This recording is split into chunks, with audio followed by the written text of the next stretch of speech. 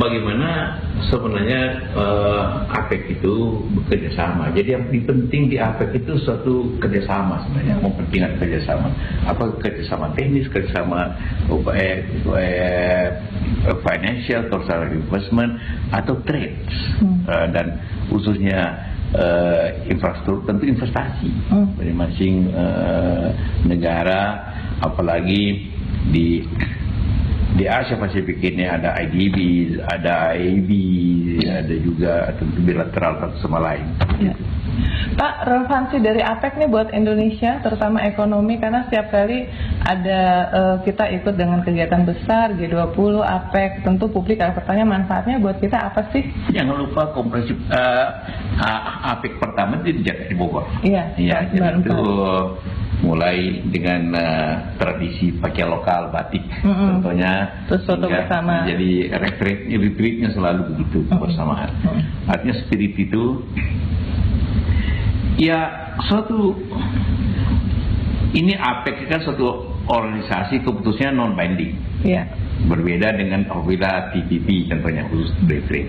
Jadi lebih suatu kerjasama regional gitu, dan bagaimana membuat sinergi, bagaimana perdagangan lebih lancar, bagaimana mengatasi halangan-halangan apabila ada, dan kemudian dalam APEC juga bisa menghasilkan suatu keputusan-keputusan bilateral, yaitu kerjasama bilateral antara negara-negara APEC itu, dan juga memperluas perdagangan.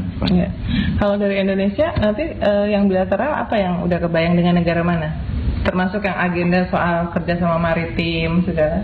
Ya, bilateral di Indonesia sudah ada memang beberapa, ada nanti pembicaraan dengan Kanada, dengan pemerintah dua. Siapa lagi Pak saya?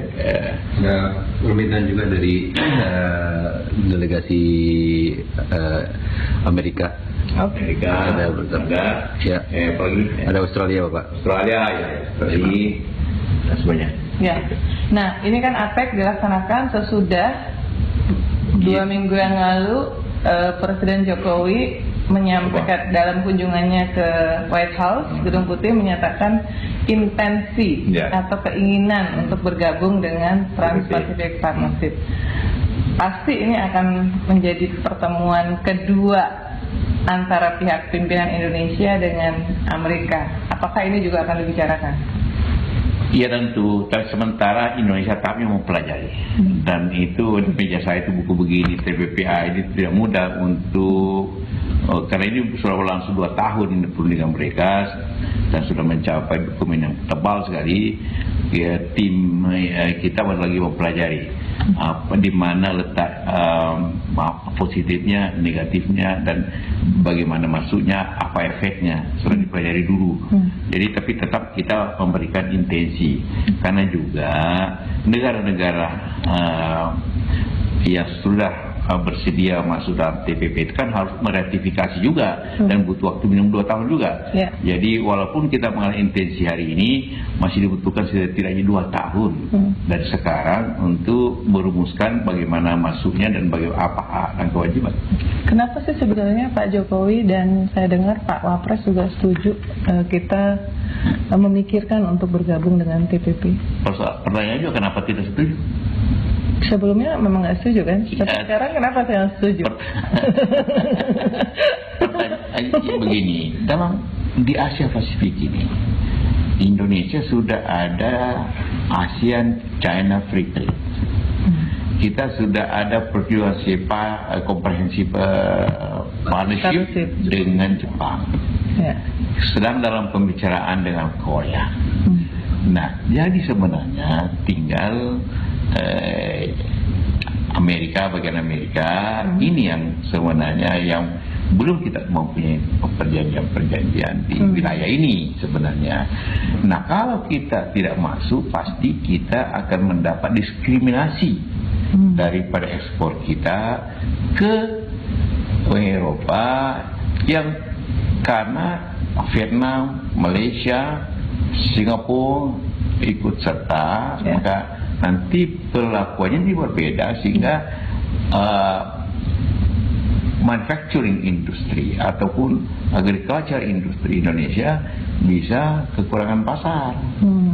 Sedangkan import manufacturing dari Amerika, karena yang lainnya sudah ada perjanjian, itu sebenarnya tidak bisa bersaing banyak dengan negara-negara lain.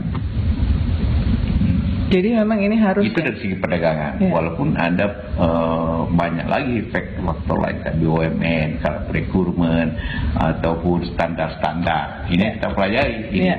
Ini kan standarnya tinggi, artinya banyak sekali yang harus disesuaikan. Undang-undang kita, peraturan kita harus menyesuaikan dengan persyaratan dari TPP. Sebuah proses yang luar biasa, kan? Apakah memang sengaja? Kalau kita ingin maju, pasti dong mesti standar dinaikkan. Ini kalau kita hanya tetap berpegang kepada standar rendah, bagaimana kita bisa maju? Bahwa itu berat ya pasti, tapi itu harus dilalui supaya Indonesia masuk jajaran perdagangan internasional yang lebih luas.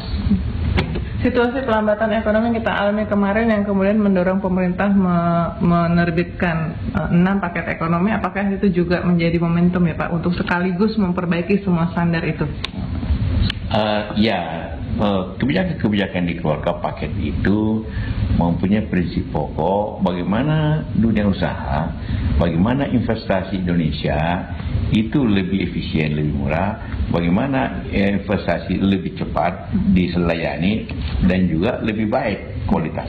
Itu intinya sebenarnya. Artinya bagaimana kita memenangkan persaingan. Itu intinya. Dan kalau di sisi polisi di pemerintah pusat kita lihat memang kelihatannya ngegas nih, jalannya cepat nih, paketnya berturut-turut. Tapi kan implementasinya juga sangat tergantung dengan daerah Pak. Ini gimana caranya mengharmonisasi antara keinginan ngegas dari pusat dengan respons dari pemerintah daerah? Ya memang ada masalah birokrasi di daerah.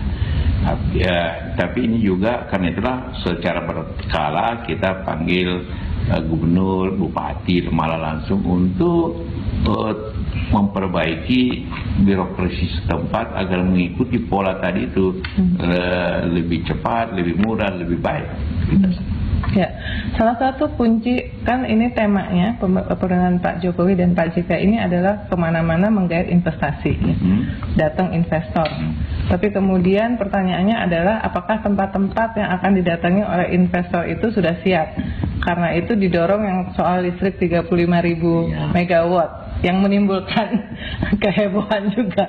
Nah, Bapak yakin sudah sampai di mana itu progresnya? Oh iya, begini. 35.000 itu 5.000 yang dibangun oleh PLN dan 30.000 oleh IPP hanya lewat public private partnership, hanya swasta. Menggembirakan bahwa justru yang berminat kalau semua dikasih izin double, bisa 60.000. Jadi minat besar sekali membangun itu. Jadi sekarang justru mula-mula kita rencanakan tujuh langsung dengan harga yang sudah ditentukan, maka dalam prosesnya terpaksa juga akan butuh kontes karena terlalu banyak ingin masuk. Jadi optimis sekali bahwa itu bisa dicapai. Sebenarnya sih tidak menimbulkan masalah, cuma ada seorang yang bikin masalah ya lain tidak. Oke, nah selain yang soal 35.000 watt, apa yang menurut Pak Yusuf Kalla masih harus dipenuhi supaya ibaratnya investor asing tuh dapat karpet merah lah? Ya semuanya dalam infrastruktur sangat dinamis. Karena dibutuhkan jalan sudah ada, minta jalan lebih baik lagi, minta lebih panjang lagi, kualitasnya naik lagi. Pelabuhan kalau dibikin minta lebih luas lagi. Perlu modernisasi pelabuhan, perlu modernisasi telekomunikasi, perlu modernisasi airport dan sebagainya. Semua itu. Nah perlu ada suatu katakan industrial estate yang lebih lengkap prasarananya.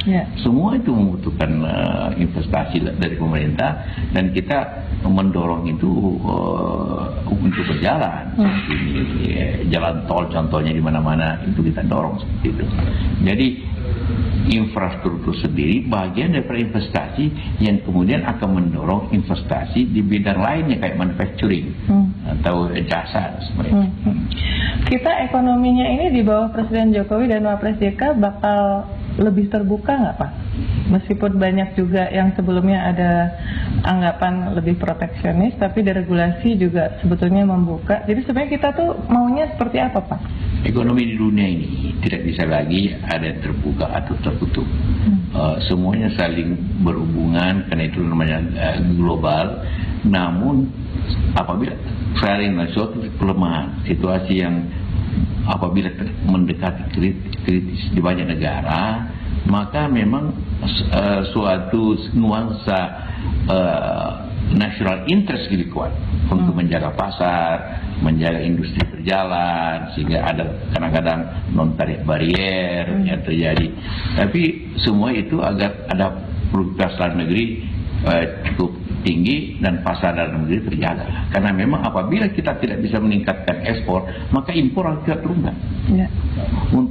Karena itu maka produksi negeri tingkatkan untuk mengisi impor tadi. Oke. Ini temanya apa kan? Building inclusive economy, building for the better world ya. Inclusiveness termasuk pelibatan swasta.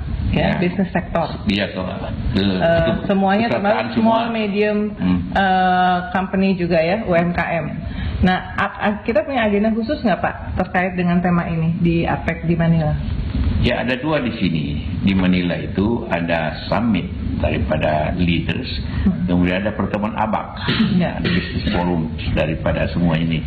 Jadi pertemuan bisnis forum itu akan mencakup daripada kerjasama ekonomi B2B antara pengusaha itu, dan tentu juga yang diharapkan adalah bagaimana kebijakan negara itu dapat memberikan fasilitas lebih baik sehingga bisnis lebih berkembang. Nah, Indonesia dalam hal ini pasti juga meraih bagaimana meningkatkan pembangunan yang adil, antara lain dengan cara meningkatkan SMA. Ya, apa ada polisi khusus untuk UMKM? Ya, di Indonesia polisi khususnya antara lain memberikan fasilitas, dan yang lebih penting lagi memberikan subsidi yang besar kredit untuk SME. Kita berikan subsidi bunga sehingga bunga itu lebih rendah dibanding dari korporasi. Itu antara kebijakan yang tentu kita harapkan apabila perbankan internasional atau IDB atau ingin bekerja sama dan kita terbuka. Ya. Soal pangan, bagaimana dengan swasembada pangan kita? Sudah masuk beras impor juga kan dari Vietnam? Iya, semua negara sekarang ini khususnya karena El Nino itu mempunyai masalah dalam produksi pangan. Jadi Indonesia, Filipina juga ada masalah, juga banyak negara, maka impor beras itu suatu kondisi yang keharusan untuk menjaga stok nasional kita terjaga, karena beras itu tidak bisa lebih daripada kurang. Itu rumusan polisi yang ketat ya. Jadi impor beras itu untuk berjaga-jaga, apabila El Nino ini berkepanjangan, kita tetap ada stok beras yang jumlahnya cukup. Nah, kalau prediksi ekonomi di akhir tahun ini, kalau menurut Pak Yusuf Kalla berapa? Iya, semua data BPS, Bank Indonesia, juga lembaga-lembaga lainnya memperhitungkan kira-kira pertumbuhan kita 4,7,5, seperti itulah pertumbuhannya yang relatif sebenarnya konservatif, tidak terlalu tinggi tapi juga tidak rendah dibanding dengan negara lain. Ada spesial usaha untuk menggenjot penyerapan anggaran termasuk dana desa? Iya, semuanya dana anggaran selalu kita khususnya anggaran-anggaran pembangunan. Kalau di sisi anggaran itu anggaran belanja modal dan belanja barang itu kita percepat agar menimbulkan multiplier efek ke bawah, dan juga mempercepat infrastruktur, mempercepat produktivitas nasional. Itu selalu kita kontrol itu. Ya. Soal target pajak yang kemungkinan tidak akan tercapai, Pak Menteri Dirjen Pajak. Apabila terjadi shortfall yang besar, maka otomatis defisitnya juga besar. Apa yang akan dilakukan untuk menutup itu? Ya, defisit yang besar itu ditutupi dengan pembiayaan dari bonds atau obligasi negara yang kita sun dan sebagainya, ataupun bilateral, katakanlah dari World Bank, IDB untuk mencairkan kredit program. Apakah itu juga akan menjadi agenda Pak Yusuf Kalla di APEC? Menjual bond? Ya, pasti di APEC bukan medan untuk itu, bukan termasuk di bilateralnya nggak? Ya, nggak ada tugas itu? Kita sudah selesai sebenarnya dengan World. Kalian itu kan SP itu hubungannya dengan World Bank, hubungannya dengan IDB atau bilateral dengan Jepang atau itu tidak di pertemuan APEC. Oke, saya soal badan restorasi yang tadi Pak Yusuf Kalla pidato di yang soal lahan gambut ya, Pak Yusuf bikin statement bahwa sebaiknya perusahaan-perusahaan yang besar-besar yang termasuk di lahannya terjadi kebakaran harusnya tidak menyimpan uangnya di luar negeri, harus dibawa ke sini. Itu maksanya gimana? Itu nanti ada kita pertama, kita sudah ada aturan bahwa semua ekspor komoditi harus dengan LC. Dan itu kemudian juga kita memberikan insentif kepada mereka yang kemudian menyimpan devisa di Bank Indonesia dimanapun itu mendapat suatu fasilitas yang baik. Kedua, tentu dibikin aturan bahwa perusahaan-perusahaan yang berusaha sekali lagi dengan dasar natural resources, kekayaan alam Indonesia, harus mempunyai aturan juga bahwa mereka harus menjamin bahwa usaha itu bermanfaat untuk kita, tidak hanya mengambil komoditinya tapi juga hasilnya juga mereka harus tanam di Indonesia kembali. Jadi apakah harus menunggu undang-undang tax amnesty untuk realisasinya? Itu antara lain gunanya tax amnesty. Itu memang harus ada undang-undangnya dulu. Tidak mungkin kita, belum tentu saya bicara begini langsung mereka kembalikan, tapi itu spiritnya, itu morally obligation daripada semua orang. Jangan ditinggalkan hanya asap aja. Barangnya dikirim, uang tidak ada, yang tinggal asap. Itu sangat amoral. Pak, satu pertanyaan yang terkait dengan, karena semuanya nitip pertanyaan soal ini, terkait dengan pernyataan kontroversial Wakil Presiden soal pengadilan rakyat yang di Den Haag. Kan itu kan sebenarnya yang bikin bukan pemerintah Belanda, nggak ada kaitannya, tapi itu adalah ya mereka beberapa penggiat sipil lah ya. Pak Yusuf Kalla kan mengatakan nanti Belanda kita adili gitu ya. Ya, itu bukan, kita sudah diadili sebenarnya dalam hal apa itu saya bilang kalau Belanda ikut begitu, walaupun rakyat Belanda, kita juga berhak untuk mengadili Sterling. Kita berhak juga mengadili penjajahan dia di sini yang melanggar HAM. Itu sah-sah saja. Kalau dia di Belanda mengadili rakyat Indonesia, kenapa kita juga di pengadilan rakyat juga di situ mengadili Belanda? Fair dong. Apa yang salah? Tapi pemerintah Belanda kan nggak terlibat. Iya, saya juga tidak mengatakan mengadili pemerintah Belanda, mengadili Belanda. Ya, apakah rakyatnya, apakah pemerintahnya? Ya. Tapi kenapa sih Pak pertimbangannya? Kenapa kok pemerintah menganggap bahwa nggak perlu masalah ini kayak semacam dibuka faktanya? Karena kan memang di dua belah pihak kan ada jatuh korban. Mengapa ini tidak? Kita tidak larang membuka fakta, silakan. Yang saya tidak setuju minta maaf. Kan pemerintah disuruh minta maaf. Padahal yang korban pemerintah. Apa pemerintah tidak korban? Tujuh jenderal itu siapa? Kan pahlawan kita. Masa kemudian pemerintah minta maaf dengan ya telah 7 korban kami minta maaf pula? Gimana pula? Logikanya gimana? Gimana logikanya? Gitu yang saya katakan. Ya. Oke.